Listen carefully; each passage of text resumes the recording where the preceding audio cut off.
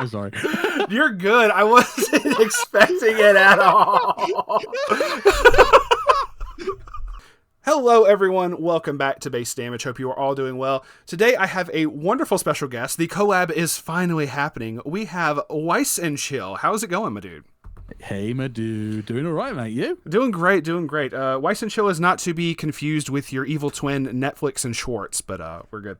You thought I forgot about that one, didn't you? God damn it. No, you're good. I made that joke like months ago when we were planning something else. So I was like, I was going to say this, and you're just like, what the fuck? But no, we have been planning for something for a hot minute now. And just scheduling conflicts when I was trucking, obviously, just kind of messed up stuff. But you've also been doing a heck of a lot of stuff yourself. I figure before we get into the meat and potatoes of the discussions and everything, one of the coolest things I want to just go ahead and give a shout out for your channel with you doing the radio shows on Thursdays. Please, by all means, give a plug for that before we get going in, because I absolutely love listening to those. They are so fun. I appreciate it. No, yeah, so Thursday nights UK time, so it's 9 p.m. to 11 p.m. UK time. I host a Japan radio show called Nipponji. It's available to listen live on colvillepublicradio.com. And yeah, we play all things anime music, J-rock, J-pop, all sorts of things. And we talk about loads of anime topics and just weeb and otaku culture stuff. We do it every week, and we've just finished week 4 as the point of recording this. Absolutely. It's been really, really fun. I used to be on radio a long time ago, and this opportunity came up to just have another slot on a community radio station. And I was like, hey, do you want something really different, which is Japan music? And they're like, yeah, okay, sure, have an hour. I was like, cool, I'll call it the Japan hour. And then they were like, oh, by the way, you're making it 2 hours now. I'm like, that's my marketing all out the window. So that was fun.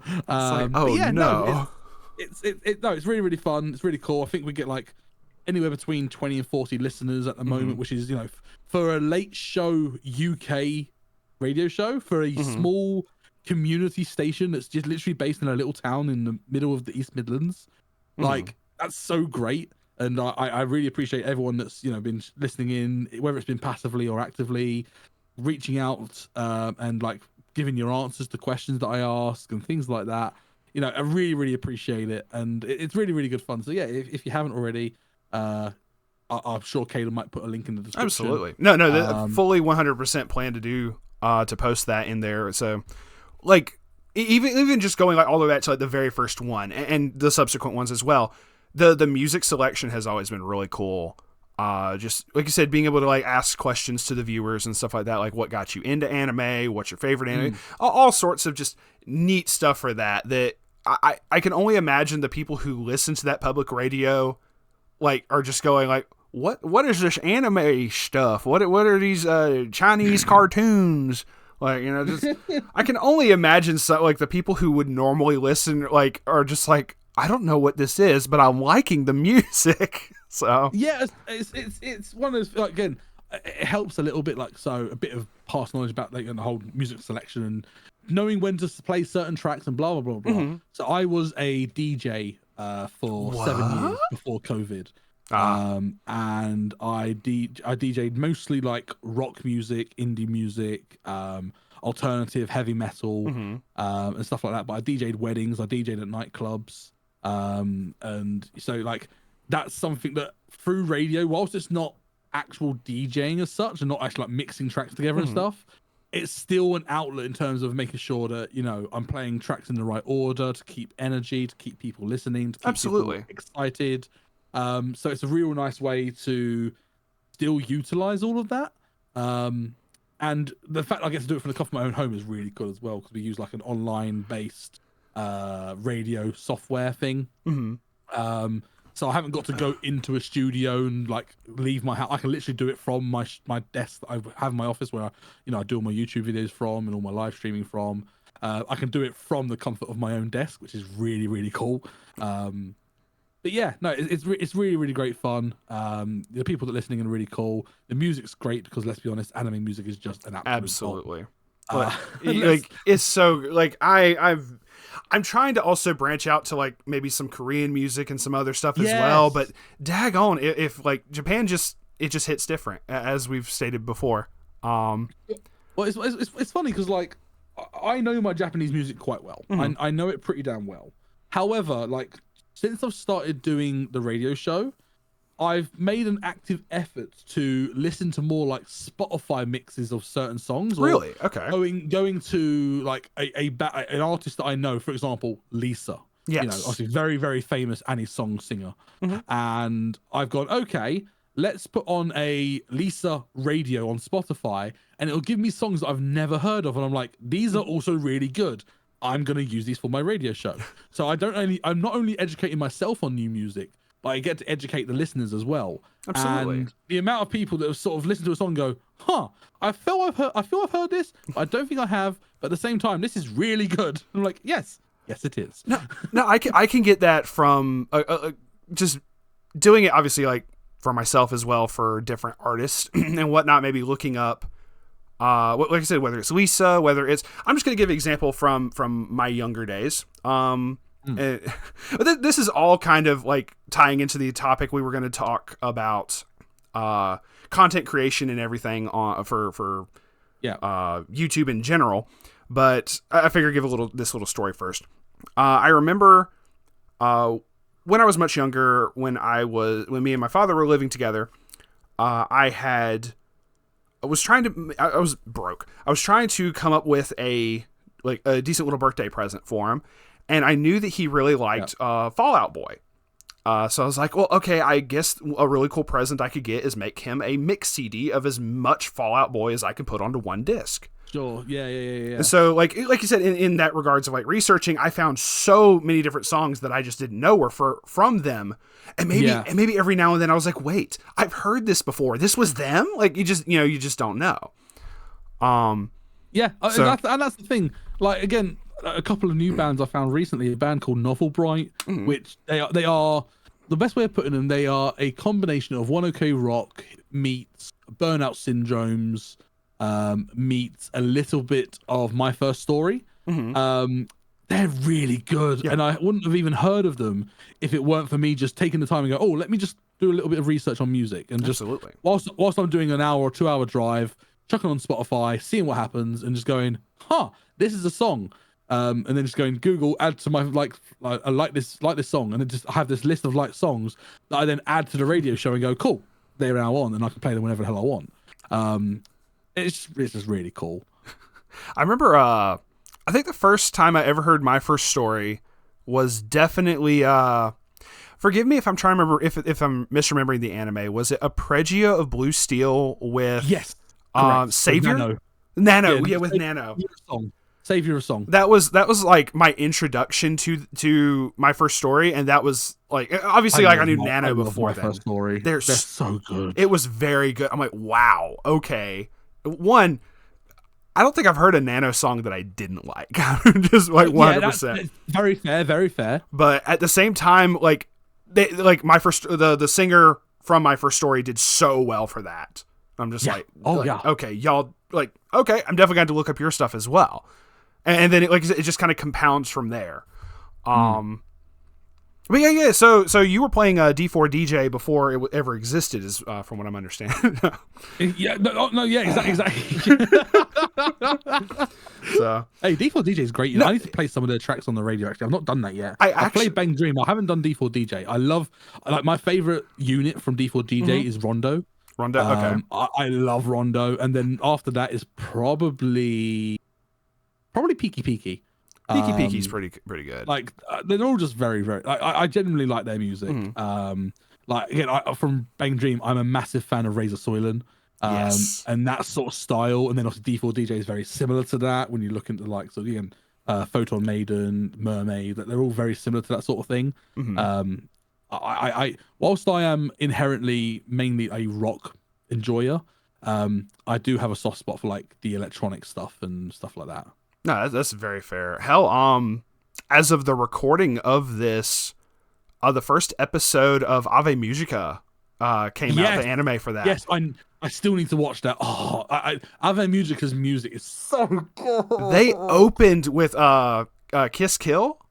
I think it was I'm trying to remember the title correctly. That was sick. They popped off on that one. I'm like, it goes so hard. It's like, y'all don't have to go this hard, but thank you. Thank you for doing so. That is an accurate response. So it's like it was the same response I had to I don't know if you've ever played Sonic Frontiers. Of course I have. Okay, I didn't know. I am a massive Sonic fan. We are picking up more Weiss and Schwarz lore here. But no, like I've not played like all the Sonic games and everything, but I remember watching Sonic Frontiers when it came out. And then and they had the singer from what's her name? The singer from I know I can't think of it now. Oh fuck. I'll look it up. I'll look it up in a little bit here. If future me remembers, put it on screen. All I remember is the fact of like I was like, okay, the overall music's pretty cool. The solving the puzzles and stuff, and the overworld exploration's really cool. And then the boss music kicks in, and I'm just Kelly Quinn. Kelly Quinn, thank you. Sleeping with Sirens. Yeah, that's it. Sleeping with Sirens. Thank you. Yeah, Kelly Quinn was fantastic for that. They went so hard on that music, and they didn't have to, but. It's like it's even when you go back to the other Sonic music and you listen to the Crush 40. Like, I loved Crush 40 as a kid, and like some of the songs like "I Am Me," what's it called? Oh, "Escape from the City" is like iconic. That's not that's funny enough. That's not Crush 40. It is not. Oh, okay. No, but Live and Learn is. Got you. Yeah, no, Live and Learn. Obviously, the Sonic Heroes song. That's Crush 40. I Am All of Me. Yeah. Like Crush 40 is an absolute banger of a band. So not a lot of people know of them. That's the thing.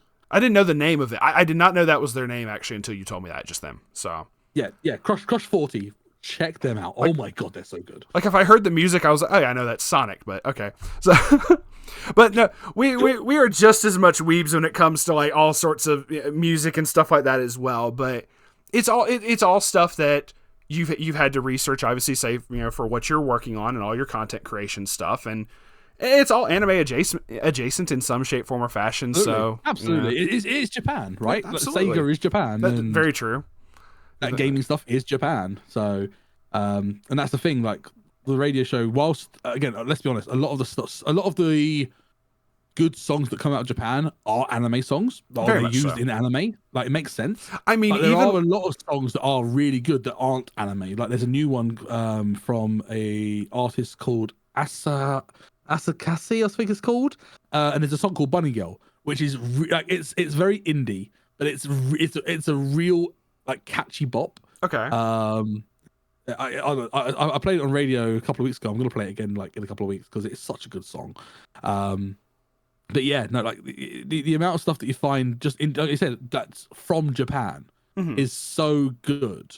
Like there are some stuff that's a bit weird and a bit not sure. Yeah, like, as with any music, right? But the hit rate in Japan for good songs is so much higher than it is in the UK. I mean, I know of a couple instances where Japanese music wasn't used. For anyone who's a fan of JoJo, I just remember like listening to JoJo and just certain times where they would play stuff that all of a sudden I hear and I have to think I'm being trolled for a half second by the subtitlers. Yep. One, I'll give another instance in a second here, but like in JoJo Part 3, one of the outro songs was "Walk Like an Egyptian," which is an American song, or like something like that. Yeah. I'm just like, what?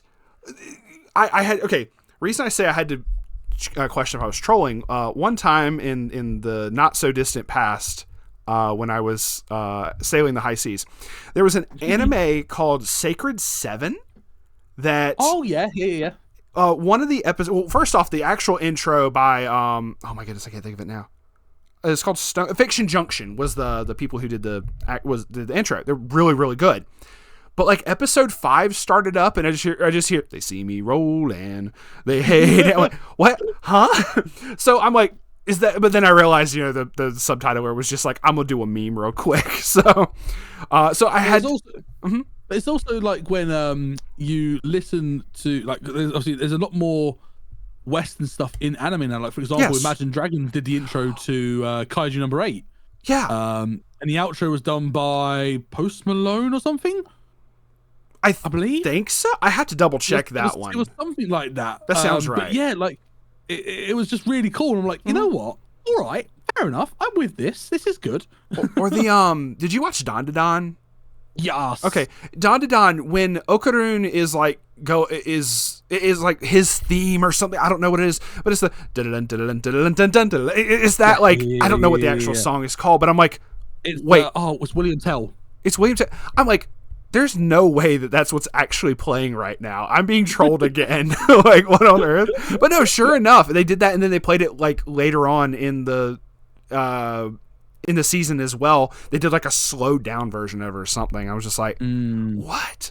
It's just you love to see what the Japanese people like to pull inspiration from as well, but also just them making their music. I'm like, yeah, let's go. Yeah. No, absolutely. I feel that Western stuff is moving more into anime. Like I saw a statistic recently. I'm sure I did, that anime is as popular as some sports in the US now. Yeah, something like that. I believe it, and that's totally fine by me. Especially if you combine the two and just play sports anime. Oh, don't! I've just finished watching the latest season of Blue Lock. Bro, okay, this is quickly turning into an anime podcast, but I really don't care right now. That last episode went so hard. I loved it. I rewatched it after watching that episode. I immediately rewatched it. I was just, it was so good. Anyway, but okay, so let's get back onto Weiss and stuff like that. I mean, it's kind of like Weiss is going to be included in this, obviously. So something that you and I have been plotting forever.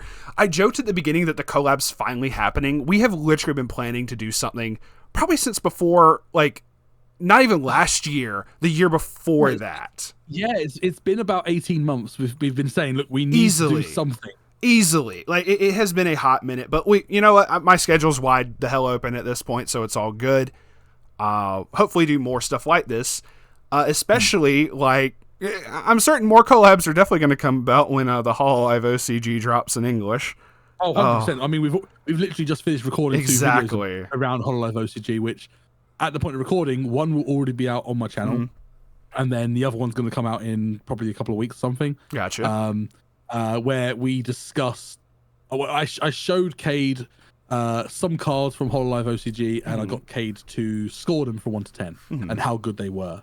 And it was a really interesting video. It was really interesting to hear some of the scores you were given, and obviously me knowing the game a lot more and going, oh, like this score you've given is a bit high, or this score is very low for what the card does. Yeah. But from someone that's obviously not really played the game or not really seen the game much, it was a really interesting video Getting to the record. perspective. Yeah, exactly. It was really, really cool. So I look forward to doing more of those in the future. And then eventually you actually know the game, and then I'll have to choose someone else. No, absolutely. We did pull Joe in for that. I think Joe would also be. I would be curious as to know his opinions of like maybe even some of the like similar cards. I don't even know. To be fair, I might actually do it where I do the exact same cards and get his opinion. You'd have to record it before the video comes out. Just you don't want him to see it just yet. Oh, that's true. Yeah, I might have to get him to do. Because if the set 1 one's going out today, I will have to try and get him to do it for set 2, or just maybe just tell him not to watch it. 3. Just tell him not to watch it just yet. Like, or just give him some kind of update for, or like you said, set 3 or something. Yeah, that's a good idea.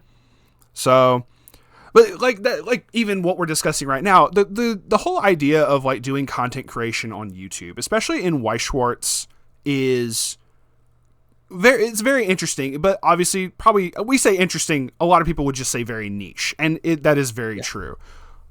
Which I know you've hit one of your big goals, which was hitting. You're over 1,500. Yeah, I've just hit over 1,500. Over 1,500. 1,502 at the moment. Yeah. On YouTube, subscribers on YouTube, which is phenomenal. I mean, I've been doing this. God, when did we start? We've been doing it. I've been on this channel. I've had this channel for 8 years, and albeit we had the 3-year hiatus because of COVID and stuff, but at the same time, consistently making content for a good 4 to 5 years, I haven't gotten anywhere close to that. So I am super happy to see you hit that and seeing other content creators as well hit those kind of numbers and whatnot. Hell, Joe skyrocketed past all of us and shot up to 20 plus. I'm like, what the fuck? Yeah, it's why or 20K. I mean, from what I was doing, obviously I was doing the Weiss Schwarz content extremely niche, and obviously when we heard about Hololive OCG happening, it was like, oh, this is pretty cool. And then about a month later, I was like, I wonder how many people actually know about this. So I started doing a bit more research, started learning how to play the game. I was like, you know what, let's just make some videos about this. So I did a basic overview of the Hololive card game, and that video sort of done really well, for the first video, and it all of a sudden brought loads of other people to the channel. And then I made a how to play video, and that video absolutely skyrocketed. So I think beforehand, my most viewed video was just over 1,000, and that was opening a box of Pixar. I get it's Disney, fair enough. People are gonna watch it. People are gonna check that out for the nostalgia. Exactly. So then, the thoughts on the Hololive OCG at the moment in time, that's just over 3,000 views. Then the Learn to Play is currently just over 17,000 views. That's nuts. What? Beforehand, considering that my most viewed video was around 1,000, to hit double that in the first one for Hololive, I was like, okay, this is a niche that I'm hitting that people aren't doing. Maybe I should do more of this. Absolutely. And then I did the Learn to Play, and it's out, and the support's been wild. It's something that I never expected people to really, really like. But obviously people are. And once I started doing that, I was like, oh, I need to start doing more stuff like this. So I started doing a video every 2 videos a week for a while, and I've slowed up a bit recently just because I've just been so busy with everything else. Absolutely. And it's holidays have just ended too, so exactly. But even then, I'm looking at my Hololive videos now at the moment, and most of them are still hitting 1,000 views, which I was lucky to hit 1,000 views on a really good video. So something's working, and that's really very great. Clearly. And obviously the VTuber buff definitely helps, but I mean we take absolutely. those. We take those 100%. Exactly. Hololive simps are Hololive simps. Absolutely. And I'm one of them. Raise his hand. Yes. 100. Oh my god. I was joking about this before in between recording for your videos, where even the Philadelphia podcast that came out last week as of this recording, I realized midway through, I was like, wait, all of y'all were playing Hololive, and then I was also playing Hololive at Duluth? Hold up. And I played Hololive at Portugal as well, so there you go. So I mean, it's all connected is what I remember discussing. It is the whole wide web of Hololive. Exactly. But even despite the VTuber buff, there is that thing of wanting to branch out, at least for me personally, trying to branch out to tried Pokemon TCG. I also Pokemon TCG, trying to do a little bit of just other content for other card games as well, is where I asked people in the Discord, what things would you want to see on the channel? People threw a whole bunch of just random stuff out there, to the point that we were buying the fucking Mega Man TCG card or CCG card game. We just did a box opening for that because I think that was Cowboy's recommendation, but other people were also hey, try Union Arena, try this, that, and the other, and trying to branch out to just try a One Piece, check out One Piece and whatnot. Yeah. Just branching out to try to. I don't expect to take someone from Pokemon and go, hey, have you heard of this game called Weiss Schwarz? But I don't expect that to happen. But just trying to throw that extra little bit out is just really, really cool. And I do not feel I'm a content creator that needs tens of thousands, hundreds of thousands of subscribers or anything. No. I just like making stuff for who I like making it for just for the Weiss community, for just letting people enjoy some stuff, maybe helping people get into the game. And that mentality is right in line with your whole learn to play thing with the Hololive OCG. Just trying to get people to like understand, like, hey, this is a thing. Wait, I'm interested in VTubers. What's this man cooking? What's this Brit yapping about? You know, it's like no, he let him cook. Let this man cook. And just like doing a learn to play, which honestly something that Joe's been trying to convince me to do forever and a day, for doing a learn to play for Weiss. It very much like learn how to play Weiss videos. We even did a learn to play Weiss event at a little mini convention in Greenville, North Carolina. Okay. It was this past year. It was like June of last year. June or July, one of the two. But like seeing people's reactions to what is this? Like, how do you play this? We basically just had some trial decks. Very basic, like Avatar and I think AOT. Oh, no. I had Avatar, AOT, like the AOT final season trial deck, and it was a Bang Dream one. Morphonica. Sure. I was trying to think. And just using those to like kind of show people like what to expect and had like a healthy little spread of stuff. And just going, hey, this is how you play. We'll just do a short little kind of play through a couple levels. We don't have to do a full game. But there seemed to be very, positive reception for that. But trying to put out that information of, especially for something that is niche in that regard, but I know once that comes into English, you're going to have a lot of other content creators hopping on that train. And I feel that you going ahead and sticking your foot in the door first and going, allow me to hold the door open for you. I ran so that you could walk, type thing. Yeah. I like that. I think that was an amazingly good move on your part. Hold the door open for me, because I'm definitely going to be doing some stuff for it.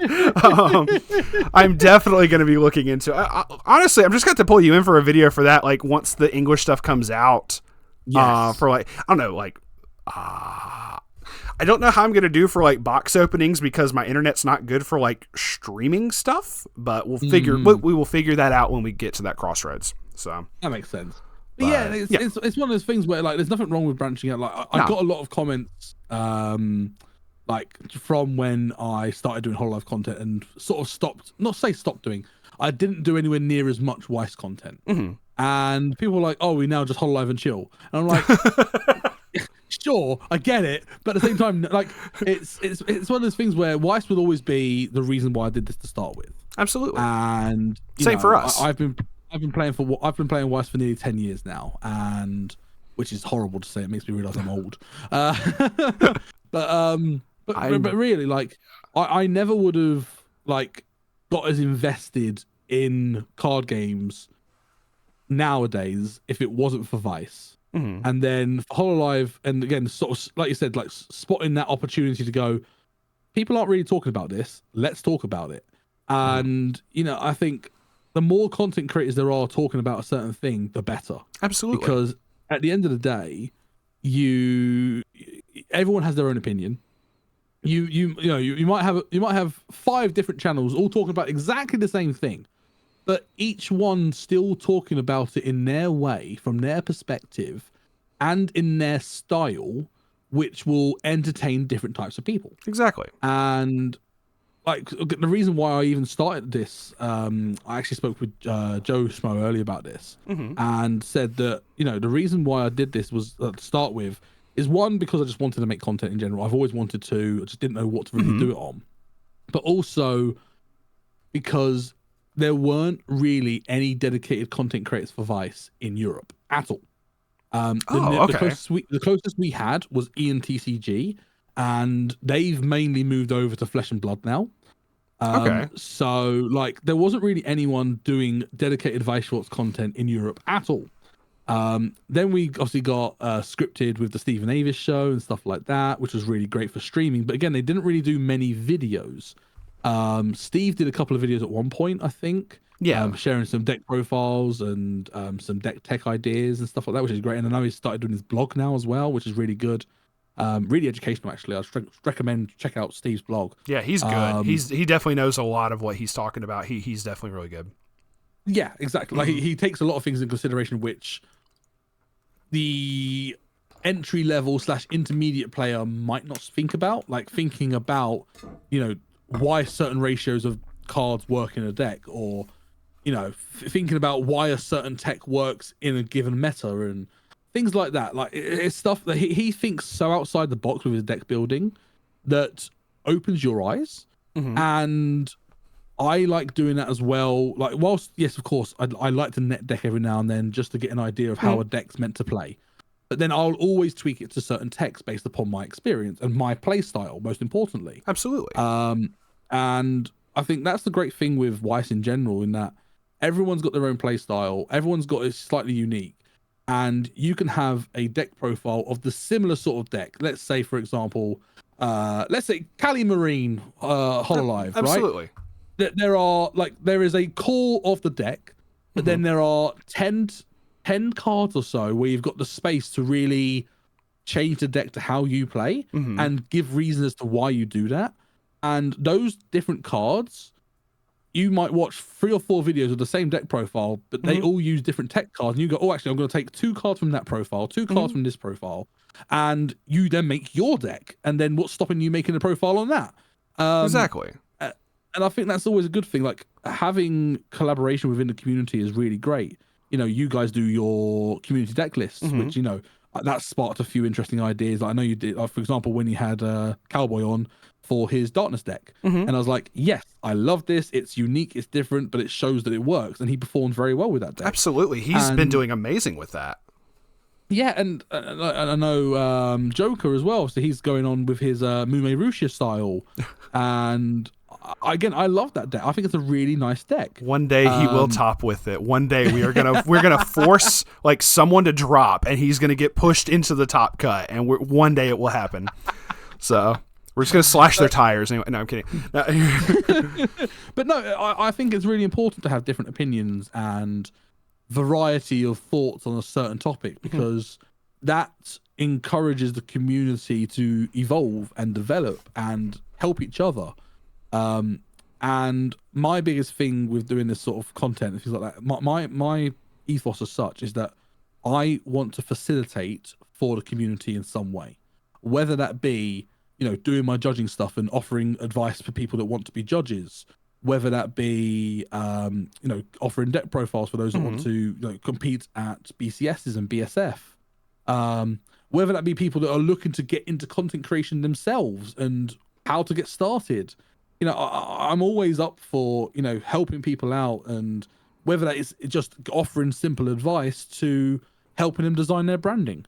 Absolutely. I mean, shoot, you did the new updated banner and profile pics for base damage as well. So, yeah. I mean, like, thank you very much for that. I know we've already stated that months ago, but once again, like, that's just one example. You helped Husky Ninja as well. Yes, that's right. Yeah. So. Yeah. I actually got a question about that later. I need to ask you if you got your cards, but that's a separate thing. Oh, yes. You did? Okay, cool. No. So 100%, like, being able to help people like that is very incredible. A point I wanted to make with the deck profiles. That's something I've always stated. Like, I'm of the same mindset in that regard. When I look up a deck or a net deck or something, I'll use. When me and Soup went over the Macross deck, if I were to build that Macross deck, it's fucking insane. Let's be real. But Macross is one of those decks that's going to be interesting in English. Absolutely, I'm interested to see how it do. But I'm very curious to see how that's going to pop off in the coming weeks. I am not one, no matter whether it's Weiss, Yu-Gi-Oh, MTG, anything. It does not matter. I do not like doing cookie cutter decks. I say that I don't like just straight up copying the deck. I like to put my own twist on it, which is something that I like. So if I were to want to make Macross, there's changes in that I would want to make personally, whether it's out of just,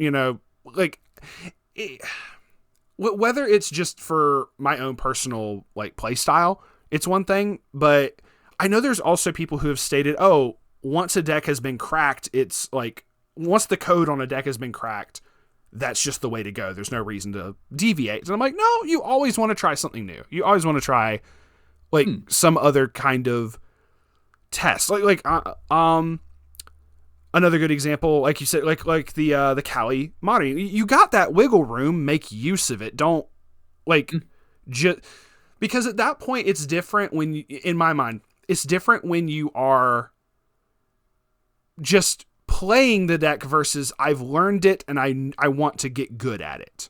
Yeah. It's completely different. It's the difference of picking up a trial deck and just playing it straight out the box versus, hey, there's some other really good cards from the set that I can toss in and make that trial deck stronger. Making it stronger, maybe you could discover some really OP combo with, I'm just going to throw it out there, a level 1 Ayame. And maybe you can somehow break the entire Weiss community by making 6 attacks on level 1.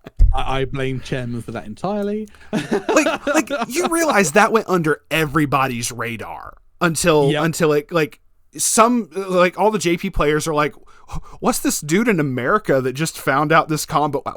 How did we not notice this? It's just crazy. But that's just one example of many.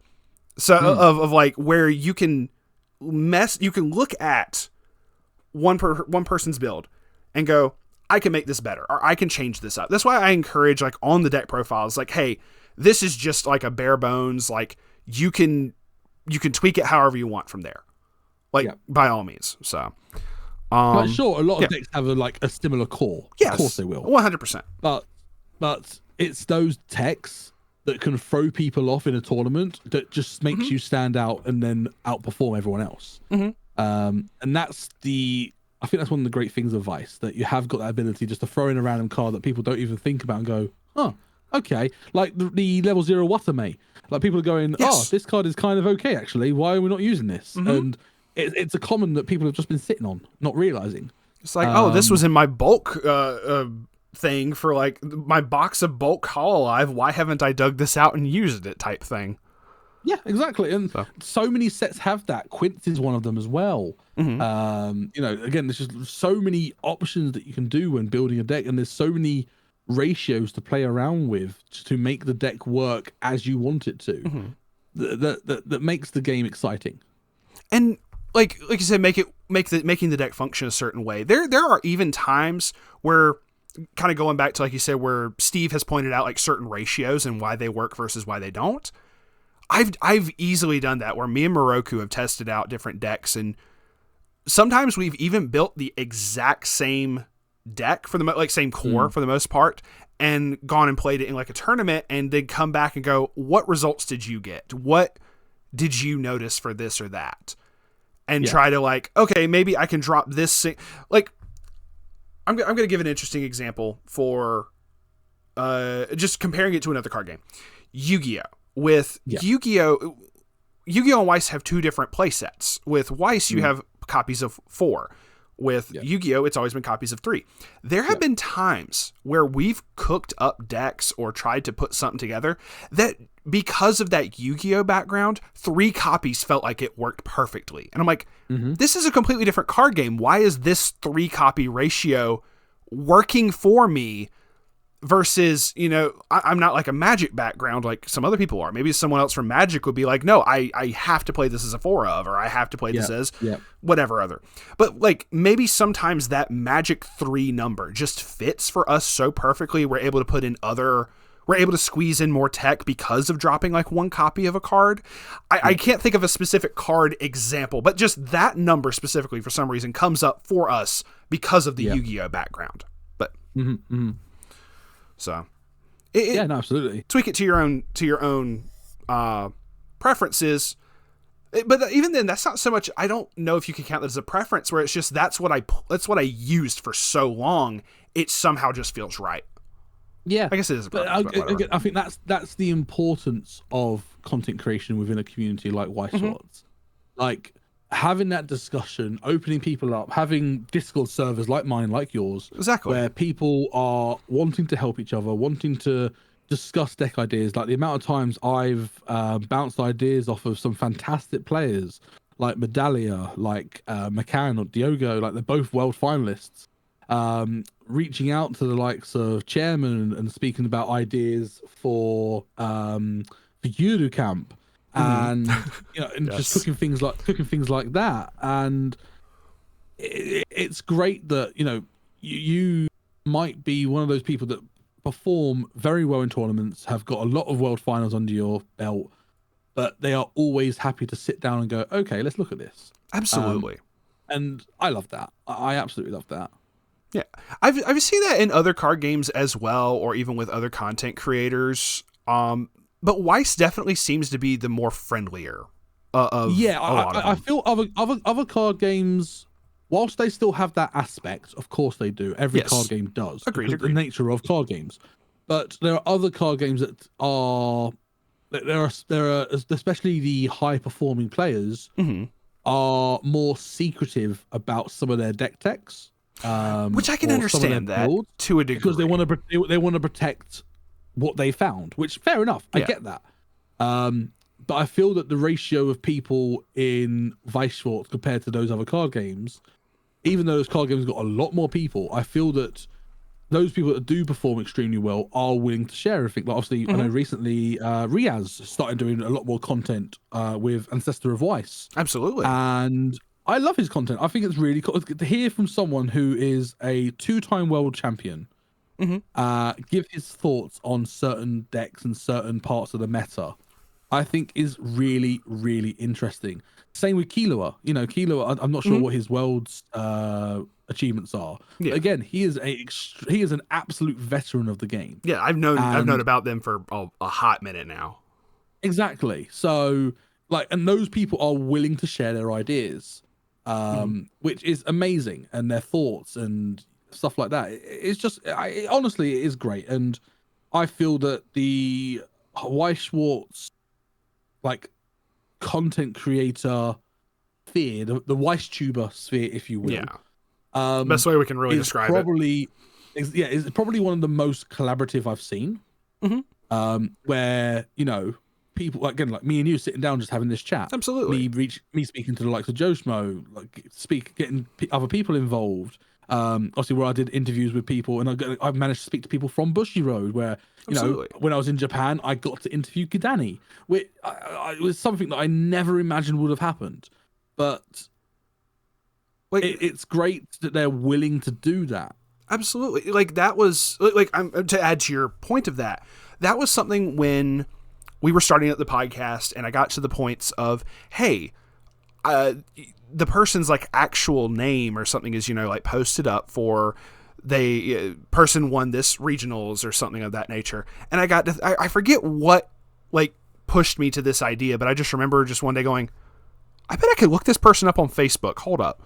And just remember reaching out to these people on Facebook and going, hey, I heard you won. I heard, were you the person who won X event? And they're like, oh yeah, I didn't think anybody would reach out to me. And I'm like, dude, no, absolutely. 1, congrats. 2, would you mind if I interviewed you?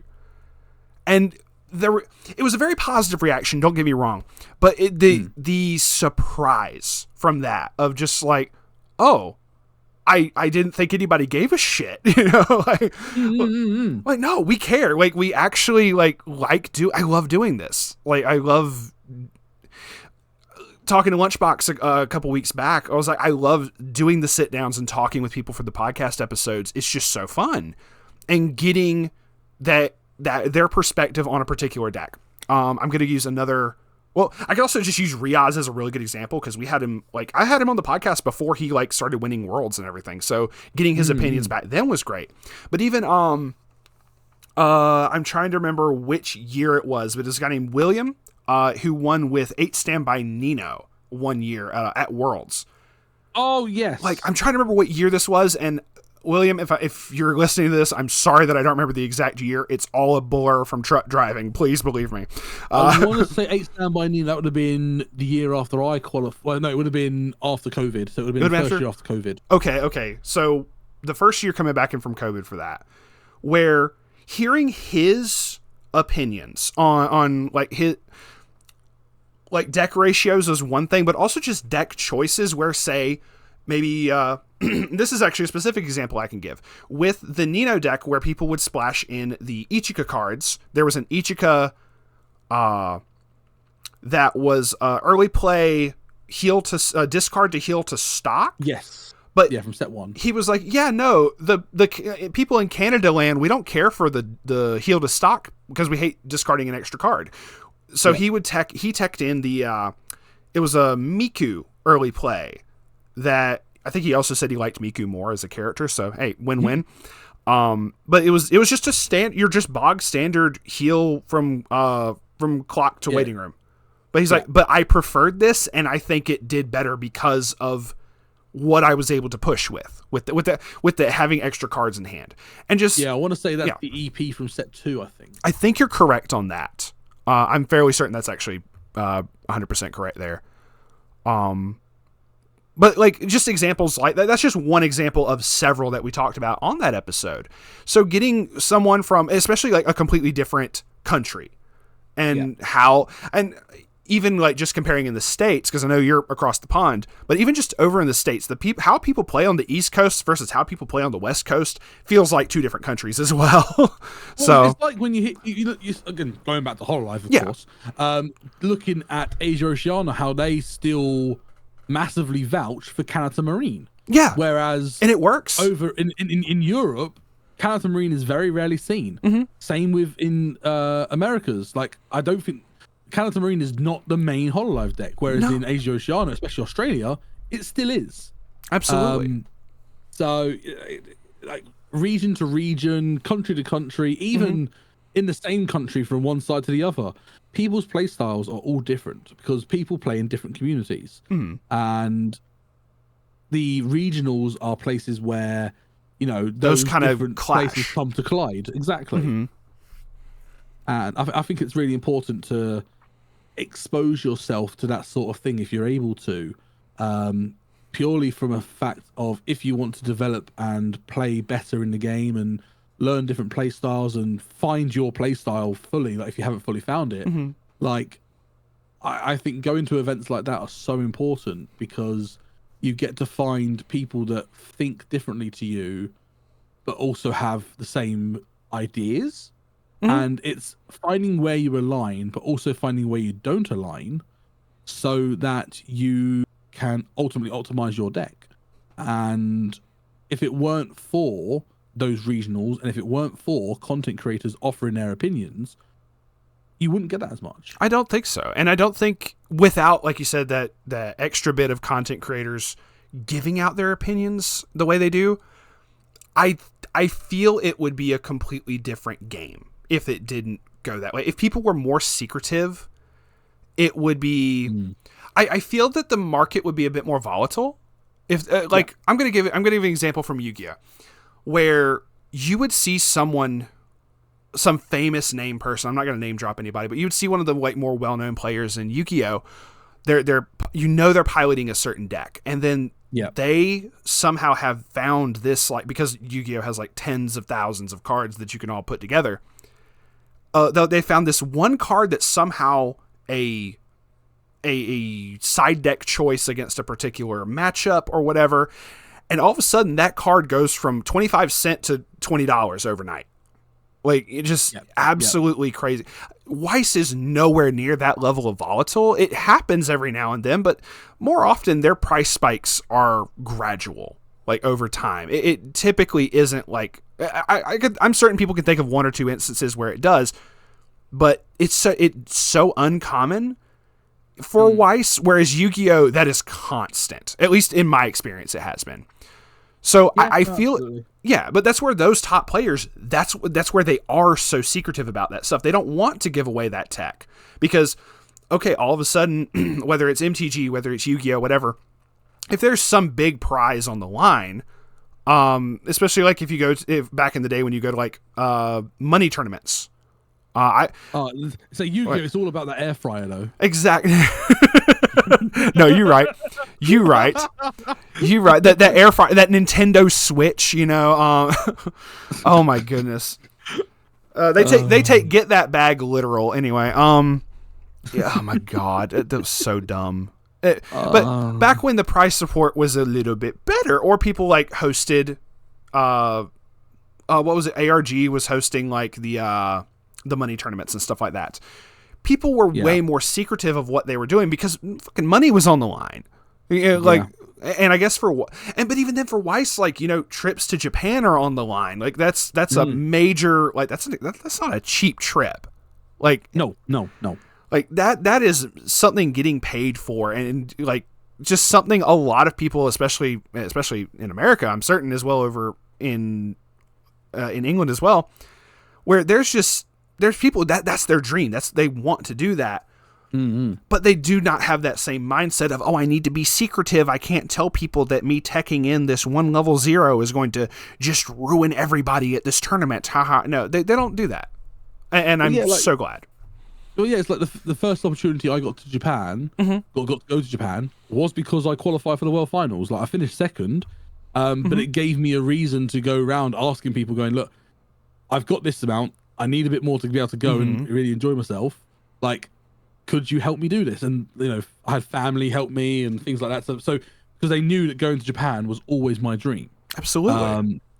And going at one time was a curse because now I want to go every year, and I can't afford that. I have a wife, I have a house. I can't do that every year, but I can dream. I can stare longingly at the live streams of Tokyo Tower and just one day I'll be back, honey. Don't honestly. It's so sad that is so true. There's this one live stream of like watching the Shibuya crossing or something and stuff like that. The thing is, I do occasionally watch that. Look, I've looked at it myself. I'm not saying I have it like playing on the second monitor constantly, but I've looked. I've definitely gone, let me see what this looks like. That's kind of cool. Now, I get that. But I get that just as much. And you've had a taste of it. I haven't tasted the sweet nectar yet. I don't realize. Yeah, I know. One day, base damage trip to Japan. That's the dream, right? But I mean, I know Joe's going next year. They've been having like or not next year, this year. Sorry. I was like, oh wait, my brain is still. It's literally January 4th when we're recording this. My brain is still in 2024. It hasn't shifted over yet. Get out whilst you can. I know, right? So this year, at some point, Joe's planning to go to Japan. He's also going to Norway for a freaking gaming convention thing. I know. I heard about it. I was like, oh, that's amazing. I said to him, if you're going to Norway, drop by UK. Come say hi. Absolutely. He's going to be so close to you, he might as well get like a flight to diverge over or something. I don't know. But I don't know what all that would tell. I've offered him. If he does, amazing. If not, I also understand why UK is a shithole. I mean, like, I'm not as envious of going to the Norway thing as I would be to the Japan. But even like just visiting other countries, like, y'all got to understand truck driving. I've seen all of the country minus Hawaii and Alaska. I've seen the entire country at this point. So I like it. I think it's really cool. There's some parts I like better than others. Fuck Atlanta. Anyway, also the Bronx, but that's whatever. But it is, but like for you guys, like America is so big, yes, right? Whereas for me, the UK is I can if I wanted to drive from the south to the north of the UK, it would take me 6 hours. That's about one state for you. That is 6 hours. Like was minimum. Like depending on my day's truck driving, I tried to always drive anywhere from 9 to 10 hours. Wow. So I can go from like across the country and back part way, depending on the load. So I mean, yeah, it's like it's just crazy in that regard. But like because of seeing all that, I'd love to see other countries like that, even if it is like, oh look, it's just this like small. I say small by comparison, but you know, it took me 5 or 6 days to get, you know, from the East Coast to like Phoenix, Arizona. So cool. I understand. So for people who understand where shit is placed, shout outs to the Phoenix, Arizona people. Anyway.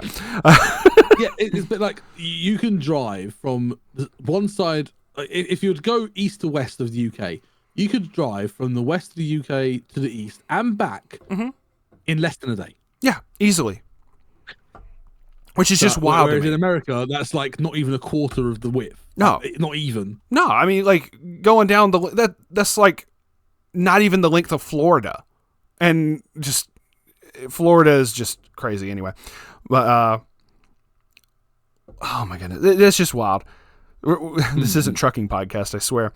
But like, granted, I also have to drive on the opposite side of the road, so that's a whole nother level of difficulty for me. It's the right side is the wrong side. No, you're right. I'm beginning to understand that watching some of the driving in like some of the people doing Japan vlogs and stuff like that. Like, I get that. Yeah, they drive on the left as well. They do. Same as Australia. Yeah, I think one of the guys from Trash Taste said that getting his license in Japan was easier because he was from the UK. Whereas if it's you know about Connor. Connor, yeah, I was trying to remember if it was Connor or Giguk. It might be Giguk actually. Yeah, you're right. Either one of them, but one of them was like, one of them had specifically stated, like, when they went to go take the test, it was like, oh yeah, they said if you're from America, you get hammered trying to get a license over there because they know, oh, your shit's backwards. We can't let you like, we can't give we do not even want to give you the opportunity to fuck up, but we're just going to have to be that much more strict on the Americans and whatnot. But I get that. Because sometimes people just autopilot and all of a sudden you're like, why am I in the other lane? Oh, wait, shit, you know? Whereas, for example, like I'm going to BCS France in March. Oh, cool. Where I'll drive from my home down to the channel, also on the left-hand side. As soon as I hit France, I'll be on the right-hand side. And I'll be still in a right-hand side vehicle.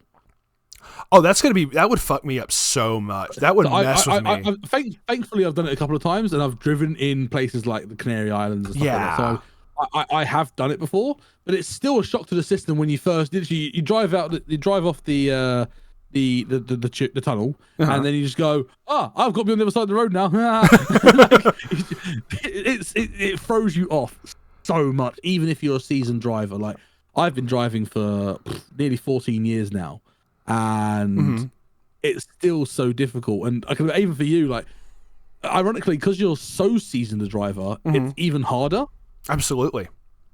Like, oh my, like, like, I mean, also, like, I've been driving ever since I could even get like a permit, like a learner permit and everything. So, I mean, even before then I would drive like, you know, smaller vehicles and whatnot around like because I live in the countryside, I would always be able to like practice driving around, of course. Yeah. Fields or whatever the hell. So I've been driving for like, so like well over, like probably hold on.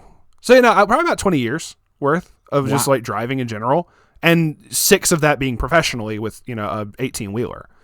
Yeah. So, no, that would be such a mindfuck. That's even worse with like, oh, I'm driving an 18-wheeler. Wait, I need to be on the other side of the road now with an 18-wheeler. Oh, my Lord. Oh, my goodness. Look, people do that going through like major cities in America. Like, oh, I've been in the fast lane. There's 5 lanes of traffic. Shite. I need to, my exit is right there. Let me just shoot across 5 lanes of traffic. That's just a typical day. So, so I mean, like, anyway, no, I get that. And that is like, one, good luck to you when you go to the one in France. We will definitely be rooting for you. But like, that is crazy to think of, like, going that far, the changing up stuff like that. It is wild. So Japan, I would not be able to drive in Japan right now. Like, God, no. Like, going there would be, I need to either, which I know they said it's very intuitive, like the train system and stuff like that. Figure out, I would lose weight from all the walking I would do. Oh, like it's wild. Like, going to Japan is literally going to another world. It is absolutely amazing, and like, even the 2 times I've gone, I've never left Tokyo. The furthest I went out was Saitama, which is Saitama's not bad. It's still technically, I believe, in the Tokyo prefecture. It's like close enough. Right on the outskirts. Yeah, it's close enough. It's like, I've still not done Osaka. I've not done Kyoto. I've not done Sapporo. I really want to go to the Niigata prefecture. Next time I go, I want to see if I can hire a car, which I know you still need. I think you still need to do like permits and that even when doing that. Whereas like the crazy thing is like, so when driving in Europe, so obviously I've got my driving license for the UK. When you then go to another country in Europe, at least like say we're going from UK to France, you don't need any additional paperwork, which is mad considering you're literally driving on the wrong side of the road. Yeah. Whereas in Japan, you still have to have a permit to drive in Japan, which is just even wild. if you're you're from a country that drives on the left hand side of the road. Like, and the paperwork is ridiculous. Oh, absolutely. Unfortunately, I was going to do it last time I went, but I ran out of time to do the permit, and I forgot. I did the stereotypical ADHD thing of forgetting and going, "Oh, I can do it later. Yeah. Oh, I can do it later." 1 month to go. The deadline was last month. Crap. Oh no. I pushed it off until I didn't realize I had to stop pushing it off. I was like, "Oh no!" Yeah, basically, it's a blessing yet a curse. It really is. Now I get that. Yeah, it is going to be interesting. So, sorry, it's just like I relate to that so hard. Anyway, I don't know if I have ADHD. I probably do. Who knows? Let's be 100% honest, right? I mean, people that competitively play card games and things like that are probably not in every case, but in most cases, some form of neurodivergent. I can totally agree with that. Yeah, because it takes a certain mindset to be able to play these games at a high level, and that means the hyper focus attention to detail which you can get from ADHD. It means having the knowledge of every single card and its concept and every single deck and how it plays and things like that. And that's more, your autism and Asperger's syndrome and things like that. Like all this stuff is definitely a telltale sign of some form of neurodivergency, but that isn't a bad thing. Like, I am a massive advocate for talking about neurodivergency and being yourself and getting the help that you need for any additional requirements and things like that. Like, I'm still in the UK at the moment. Like, I'm trying to get an ADHD diagnosis. I've been on the waiting list for 3 years. That's wild, actually. Yeah, it's ridiculous, but it's free because NHS. So it's in America. You win some, you lose some. Yeah. It's a rough one, but I genuinely think and it's getting better nowadays, but neurodivergency is not seen as much as a negative anymore. People are learning that having that diversity is only a good thing, and learning how to interact with different types of people is only a good thing. So like, I am a massive advocate for diversity, equity, and inclusion in the workplace and things like that. I do a lot of stuff with that in my workplace at the moment, and I think it's so important to have open discussions around that. And if you're comfortable to do so, share your experiences, because you sharing your experience might just help someone else. Absolutely. And again, ironically, it boils down to content creation. Like, again, you might have something to say, and it might genuinely help someone. Absolutely. Or you might do a video that's just a bit of a funny haha laugh, and it makes someone smile who's having a really bad day. No, 100%. I have a very good example for that, but please carry on. No. So it's it's just so important to, I've had a few comments in the past where it's like, oh, thank you for making this video, thank you for making this content, thank you for creating this community that's so amazing. And absolutely, it's one of those things where, sure, I facilitate it. I provide the space for it to happen, but it's not me that's made the community. It's the community that's made the community. 100%. And if I can be that person just to facilitate for it, then happy days. I've done my job. Absolutely. No, that's a very, very good way of describing it. I wouldn't change a single description of that. Like, that is perfect. Like you said, seeing those comments of Maybe someone's like, oh, I'm so glad, someone made this, or I'm so like, oh, I've been wanting to play this deck. Thank you for the deck profile, or thank you for any number of things. Seeing those comments, knowing that I've helped someone makes my day. Like that is 100%, or even the opposite of that. The example I wanted to give, I'm going to get a little personal here, but where someone had messaged me and said, hey, I noticed that you sounded way happier now that you're not truck driving anymore. And I'm like, that hit hard. Like, so even someone just saying that, like, really that impacted me so much when I read that message. And I'm like, thank you so much. Like, the fact that, it's visibly telling is like a crazy thing. So then also as a content creator, I'm sitting there going, shit, how many of my other videos make me sound depressed or something? But, it's just like, oh no. Like, but like, I guess even going back to, when I was talking about like going right before we went on hiatus, the chunk of podcast episodes, quote unquote podcast episodes, I don't consider them, because they were just me chatting.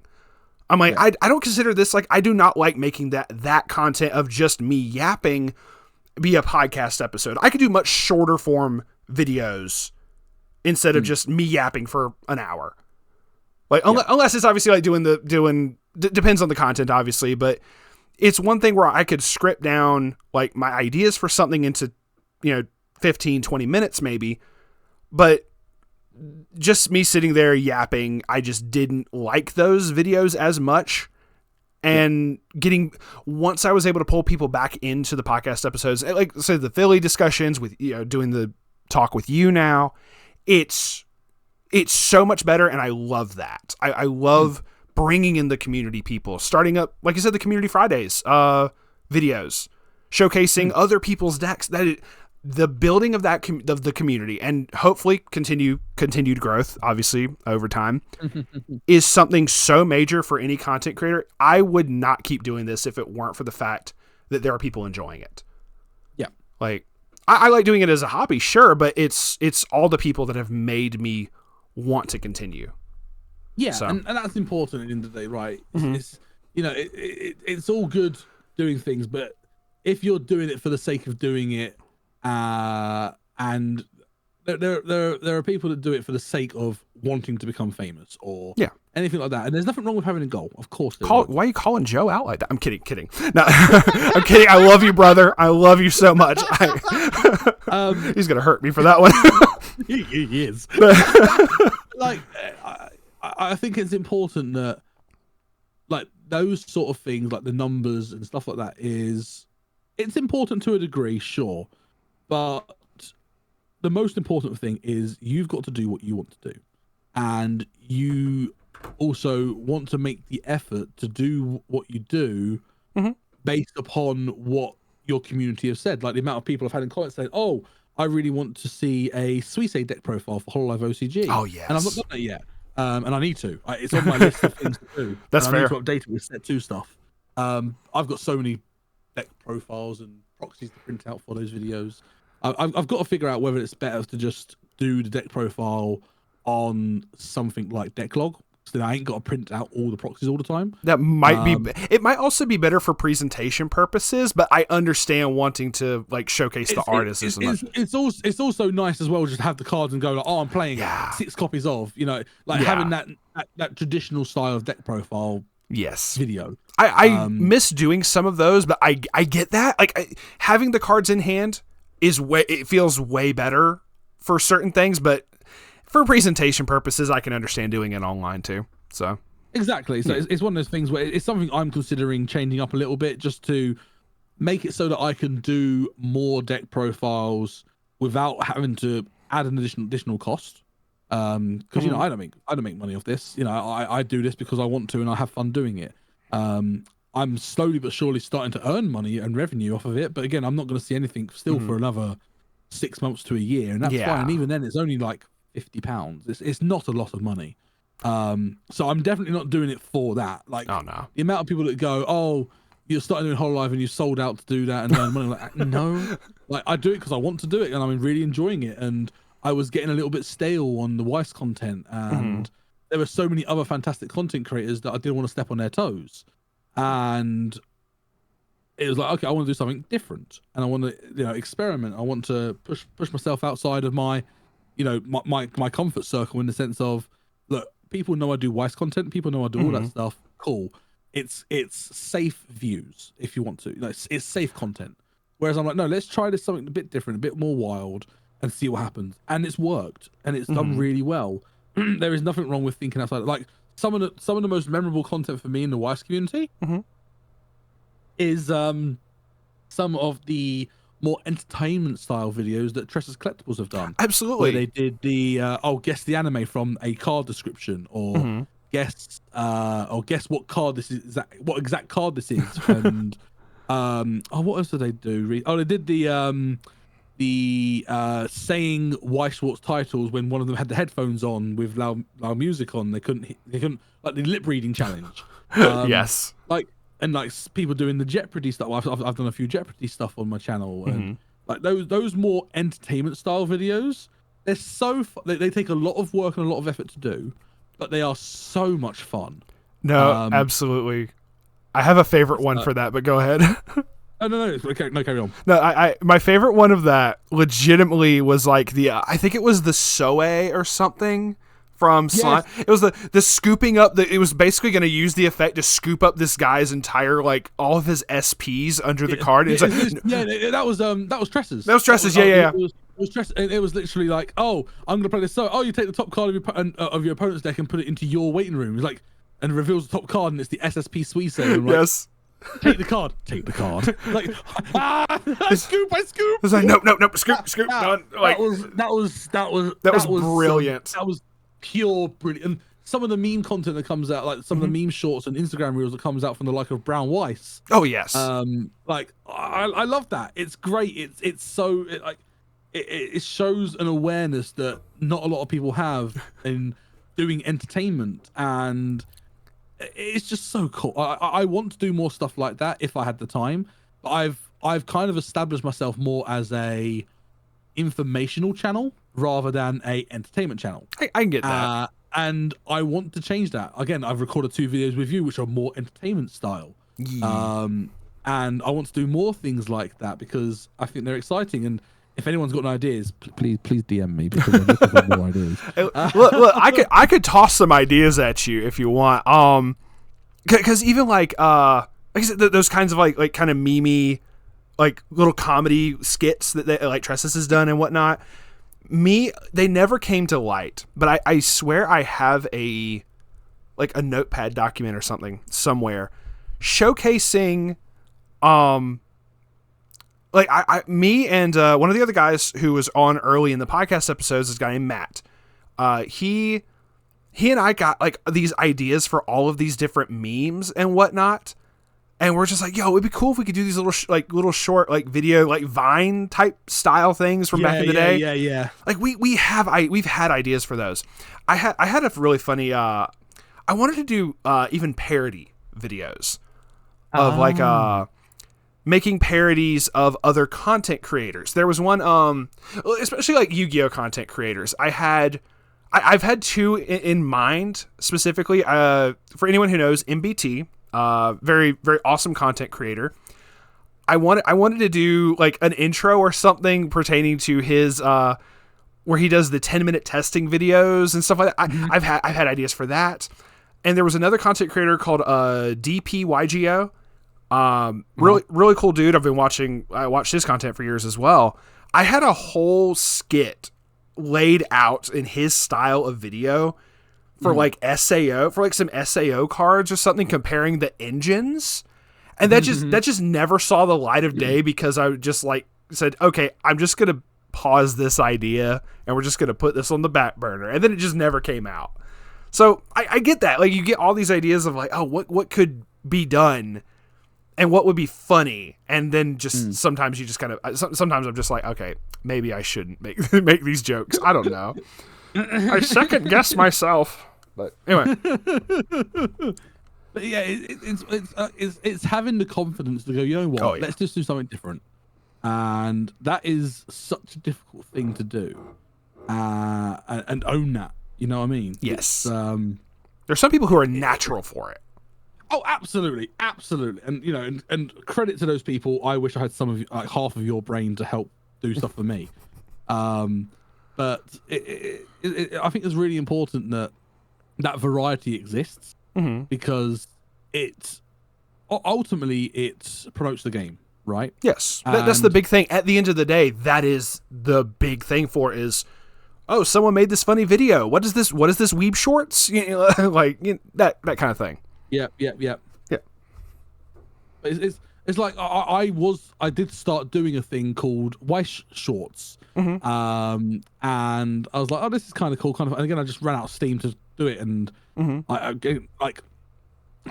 said this in the chat with Joe, that the biggest thing with content creation is the time investment needed. Yes. Like you can record, like we're recording this, and you know, this formula you've got for this, where it's literally you hit record, we talk, you end record, you check it all, cool, off it goes. Like, yeah. That is like, that's so good. Whereas like for my stuff, I tend to like, I will take 10 to 15 minutes to record something, but it will take me 3 to 4 hours to edit. Easily. Absolutely. And like, I wish I had an editor because I could do so much more content. Oh my goodness. But editors are expensive, you know. They are. I haven't got that expendable income. Yeah. Not yet, anyway. Keyword there is yet. And like, yeah. They are. We respect them. Look. Just doing this channel and my basic crappy editing, I have so much respect for like what editing. Like now, I will watch videos. Like say whether it's Trash Taste or whether it's anybody else, and just watching how a video is edited, I'm sitting there going, oh, okay, they had to do this, that. I don't know how the hell they did that little thing right there. I can respect the editing job just as much now, despite me being the most bare bones, you somehow threw together this for a PowerPoint presentation style editing. And that's the best thing I can do for my videos, but I want to get better at that. I do. But I respect the editors for that so much, but God bless, I can't afford one. No, and that's the thing, isn't it? Like, no. They are worth every single penny that people pay for. They really are. 100%. And I guess it's kind of cool because then obviously when you start doing content creation, you have to do it all yourself. So you learn little tricks and tips of the trade, and you pick up some basics. You know what I mean? God damn it. God damn it, Cade. You know, you pick up these little tricks, and like my edit, it's so far. I watched the very first video I ever uploaded. Oh God! That was under my old DJ Darkrai name, not even Weiss and Chill. And I was looking at it going, wow, this is some basic ass editing. When I look compared to what I do now, and I do jump cuts, I do animation and stuff like that. Like, it's only very basic stuff, but like the production quality that I put into my videos now is so much better than what it was, and even down to the equipment I use. Like again, like my microphone now, I've got a proper like XLR like interface system, and I use a Sony ZV-1 to record my face and things like that. Like the quality has gone up so much because I decided that I wanted to challenge myself. Absolutely. And that takes time, that takes effort, and it takes the capacity to learn and to make mistakes, more importantly. Oh, as well. yes. Like you can make mistakes. Like I remember I did a video when I started doing some changes to how I edited stuff. I did some bits, did the background music. Like I'd not really done the background music before, put the background music in. And I think the very first one I did, I was like, oh, your background music was a bit too loud. I was like, fair enough, noted. I will make sure I change that. And again, you get these in the comments, you get this like feedback on Discord and chat, and just going, oh, by the way, feedback here, this could be slightly better, or I recommend changing this to this go in future videos. Like, no, I really appreciate that feedback. You know, you're not just saying, oh, this shit's bad. They're like, okay, why is it bad? What can be improved to make it not bad? It's the people that take the time to give you that constructive feedback that you really treasure in your community. Like, because you treasure everyone, don't get me wrong. But those people that take the time to go, I really like this because of this. I didn't like this because of this. I hope you continue making it, and I'll continue to support you. And like that means the absolute world. It really, really does. Agreed. And you know, having people like that in the community is so valuable, rather than people just going, "Oh, you look fat," or "Oh, you should trim your beard," which I literally had, by the way. You know, you do like you sometimes get that. Like, I don't get it very often. Like 99% of my comments are brilliant, and Yes, they're really positive, they're really lovely, they're really supportive. But you do get. I think I've had like in my entire time, I've had like 3, maybe 4 hate comments, and you just look at them and you just laugh. And you pretty just go, much. Okay, sure, fine. Like I have to find the one that I did where. Oh, it's going robo for a second there. Oh, huh? It went robo for like a half second there, so you're good. Yeah, I had a comment once just saying, "Oh, have you ever heard of personal hygiene?" Because my beard was a bit unkempt, so I was like, "Okay, fair enough." So whatever. But then I was like, "Yeah, sorry, my razor died, and I lost the will to what was my wording? It was something like, "Oh, my razor died, and I lost all the fucks to give," or something like that. I have no more fucks to give. My fucks have runneth dry. If you know that, you're welcome. Oh God! Oh, I know that. I have no more fucks to give. It's great. But you know what I mean? Like, the thing is, though, you get those comments, and sometimes all you can say is, "Thank you for the engagement. You're helping my video get more attention." Exactly. You have to. Absolutely. Or like somebody puts a hate comment, you go, "Cool story, bro," and just move on. Yeah, it's honestly, you just got to take it on the chin sometimes. And that's part of being any form of, you know, public figure in any way, like as big or small as you get. You know, like I by no means class myself as a big creator. I'm nowhere near.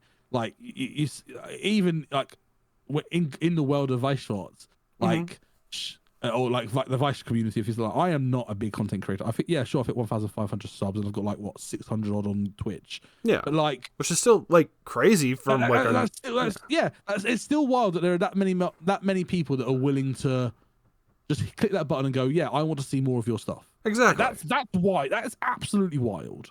I ask the same question every day. Like, y'all are still here? Hold up, what?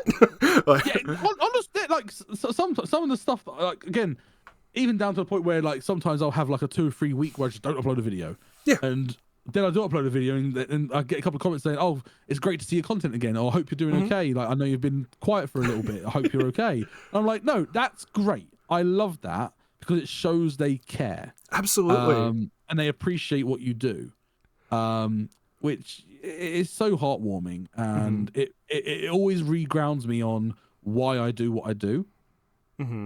So it's making me grin from ear to ear hearing this. Like when I first came back from the hiatus and everything, I was like, if I start back at the channel, we have to do a podcast episode. The comments on that episode just, "Oh, we are so fucking back, baby." It's just, just that style of just people was like, "Holy shit, I thought y'all were dead." Yes, you're back. Like, I loved those reactions. Just like, yeah, we ain't dead yet. COVID ain't killed me yet, boys. So I'm trying to find this. Oh, here it is. The comment that I got was, "Blood's hygiene is non-existing." It was when I did the first reveal short for Eurocamp. And my response was literally, if I can find it, I'm gonna have to find this because it just made me laugh so much.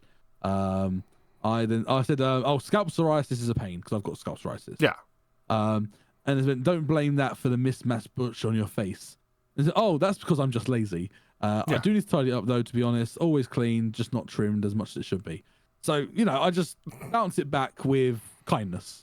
Oh, you have to, like you said, you got to take it on the chin. You got to take it in stride and be like, you don't want to give them the satisfaction either of getting upset or something and be like, "Oh, why would you say that?" That's what they feed off of. That's the thing. It's just like, okay, if I retort with something funny, you're either going to get pissed off and leave, or you're going to laugh and keep watching my content. Like, okay, cool. Like, exactly. It's one of those things, isn't it? It comes with doing it, and you're always going to get it every now and then, but that's okay. Because you know that for that one person being like that, there are 50 to 100 people watching it going, "No, we appreciate you." Absolutely. 100%. You know, if you have 1% of bad eggs, Mm-hmm. you're doing pretty good. My brain went to immediately calculate that of just like, you have a dozen eggs, you have 1% just like, I realized it's like a singular egg. I'm like, yeah, I can still make like a very small omelet really quick, but still. It's again, I literally go for. I'm just looking at my analytics at the minute, and like that the Hololive Learn to Play, right? Mm-hmm. Obviously, 17,000 views, 124 comments, and then it's had 557 likes, which is 98.6 of all interactions. So I've had 557 likes and 8 dislikes. Okay, It's like, that's fine. okay. Like, I don't think I've had a single video that's had anything less than 95% likes of those that have interacted, and I'm happy with that. You know what I mean? Like, even if I had above 80%, like, it's not going to be everyone's cup of tea. That's fine. I have a funny content story for this, but go ahead. And people aren't always going to agree with what you say. Oh, that's okay. People are allowed to have opinions. But as long as I'm doing what I can that pleases most of the people that care about what I do, that's cool. I'm okay with this. Mm-hmm. No, I get that. So depending on the video, I can guess how many dislikes I'm gonna get that I post up. Specifically for the box openings. If I pull an SP, I always get dislikes. If I don't pull an SP, I'll hardly ever see dislikes. Wait, what? I kid you not. Almost every if I pull an SP in one of my box opening videos, there's always 1 or 2 people disliking it. That's cool. It's funny as hell. And I'm like, oh, yep, no. It's like, oh, you just jelly, brother. Okay. It's so petty sometimes. It is. Really is. Or it's like, oh, you pulled an SP, but you didn't pull the best one. Luckily, I've never gotten that, but no, I've seen comments like those. Yeah, it's like, oh my goodness. Oh. At the end of the day, like, we're all in this world together, and at the end of the day, what's the point of sharing things like what benefit does it give the world to share comments like that? Yeah, virtually, literally nothing. Anonymity gives people the biggest pair of balls in the world. Are the worst thing to happen to this internet. Yeah. Well, maybe not the worst. But I have 70 alternate accounts. Hey, if they have 70 alternate accounts and they're all going to comment on my thing, please do. Hey, look, that's that much more engagement. Oh, look, the algorithm is going to love this shit. Yeah, it's like, yeah, please do. That's fine. Oh, no. But yeah, honestly, like, some people are just ridiculously petty. But again, I'm very fortunate in this community where the amount of people that are like that are very 0 to none. Like you said, it's really like a once in like, oh God, I maybe see it once every 30 to 40 videos, if that. Yeah, exactly. So I mean, like, really and truly, it's not bad. It's just funny to me. You just got to take, like you said, you just got to take it on the chin and just go, yeah, it's got to happen. That's fine. The weirdest comment I'm gonna pose this question to you as well. Like, what's the weirdest comment you've ever gotten? And it doesn't have to be negative, positive, whatever. Just weird. The weirdest one I've gotten that I still don't know what it means to this day was where someone put in. You know how someone put IDK, which is like, I don't know. Yeah. Someone did a thing of that, but it was like. It was a long one. It said like, it was supposed to be like, oh, really now? You think something. I couldn't figure out what the other letters meant in it for like an entire it was like easily like an entire sentence. I don't know what it means. I will find it later and send it to you. Maybe you can help me figure it out. But this was just randomly on a podcast episode, like year 1. And I just looked at it and went, I don't know what this means. I know it's supposed to be, I think it's not anagram. Is that the word I'm looking for here? I don't know. No, it's an abbreviation, right?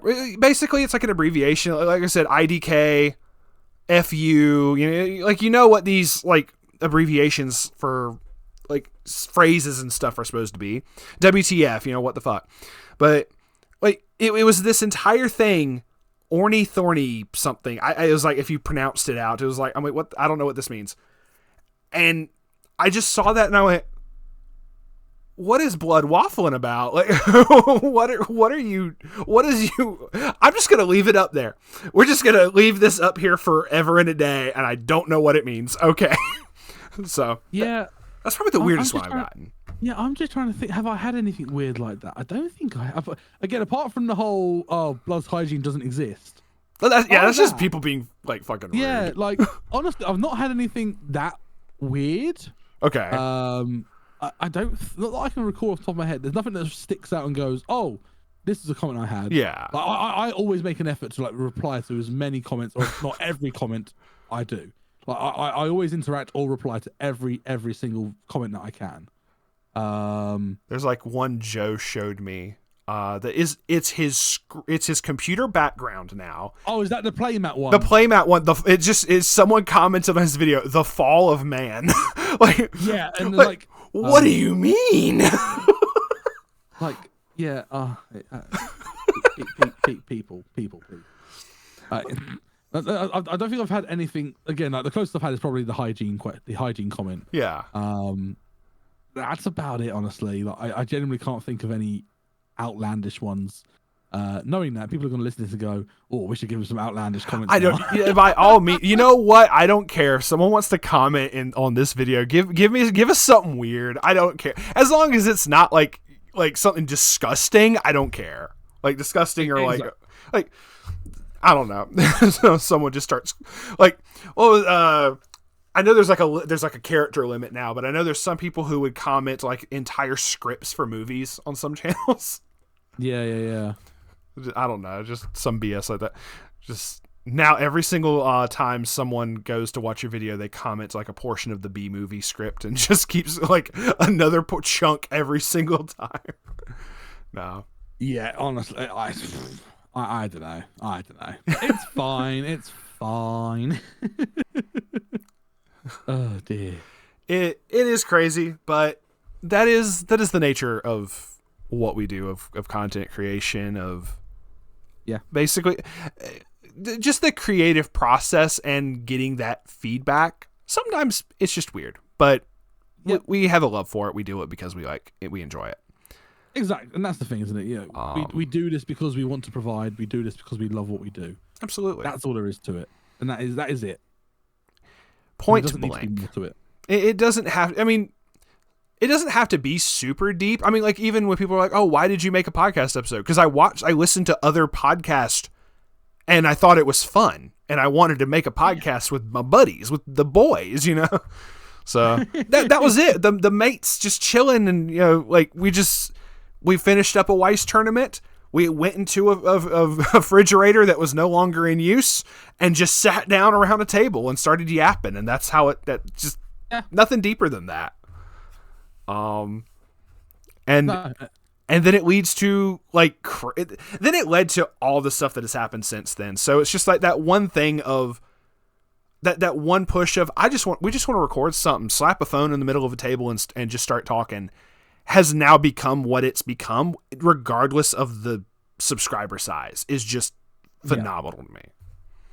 It is. How channels develop over time, and you find your niche, you find your USP, if you will, and it's underwear service provider. Come and check you out.